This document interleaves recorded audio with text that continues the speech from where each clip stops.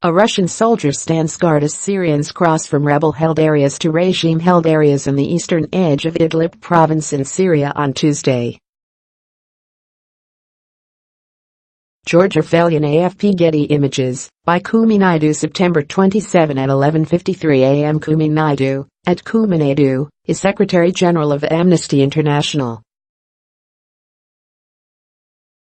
Until a week ago, the Syrian government and its Russian allies seemed set to launch a military assault on the last opposition stronghold in Idlib, and with that unleash inevitable catastrophe on the 2.5 million civilians living there and already struggling through a humanitarian crisis. Syrian government forces amassed along the edges of the northwestern province that borders with Turkey, carrying out attacks with internationally banned cluster munitions and unguided barrel bombs, which have killed scores of civilians.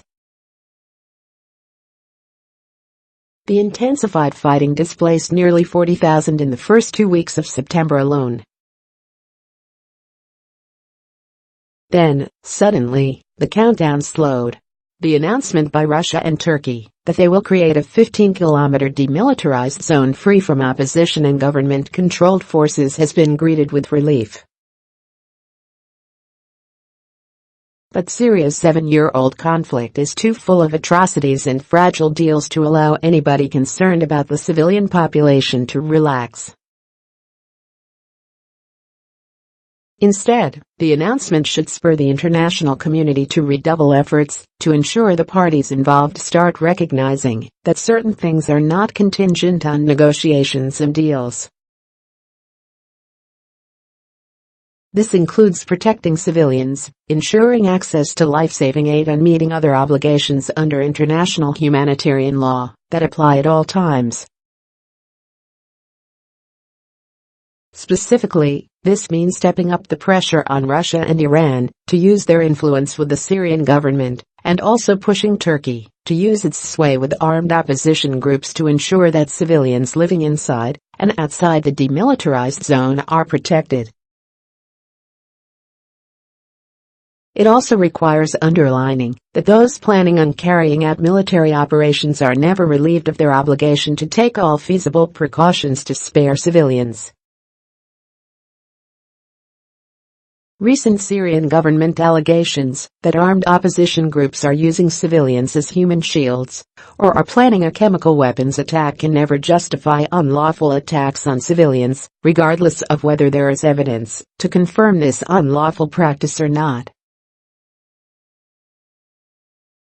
Nobody can pretend not to know what is at stake. The situation in Idlib today reverberates with tragedies of what has already happened in other parts of Syria. More than half the people currently in Idlib have already fled siege, starvation and war crimes in Aleppo, eastern Ghouta, Homs, Daran and elsewhere. This was largely a result of so-called reconciliation deals reached between the government and the armed opposition in those territories, which led to the forced displacement of thousands of civilians. Large numbers of these displaced civilians are living in overcrowded camps in Idlib set up near the border with Turkey, with no proper infrastructure or access to clean water and electricity. Many carried the repeated trauma of being displaced multiple times.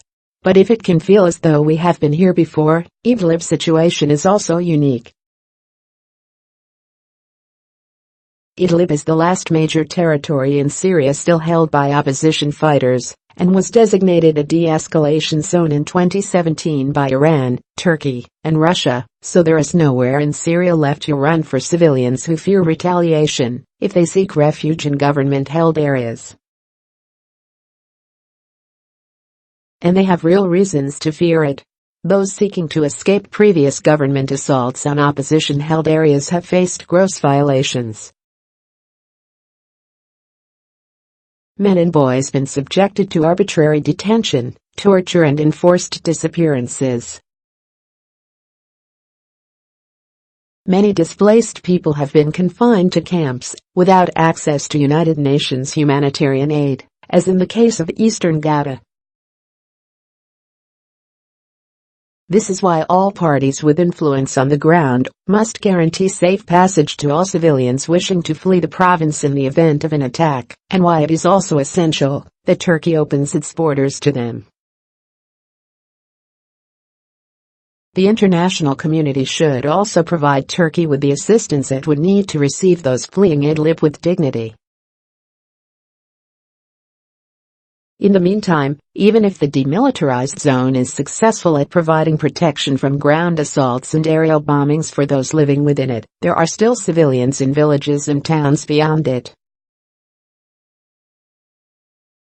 These areas are about to see an injection of fighters who are not under Turkish protection, but who, according to the deal, will be expelled from the buffer zone.